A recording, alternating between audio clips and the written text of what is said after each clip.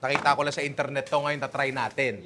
Kapag nag-slice ka daw ng pakwan at nilagay mo sa freezer, baka di kayo nariniwala Hindi. Bato yan. Carbon Lodi. Kukuha ka ng microplane o kaya kahit anong grater, tapos i-grater mo yung pakwan. Yan. Tapos, pag nilagyan mo daw ng condense, Sir, matagal lagyan yan. mabilis lang yan, oh. Pabilis mo, sir. Diba? Eh, meron ka daw, masarap na frozen dessert. Tikman nga natin to. Yan, pare. Ang the perfect bite.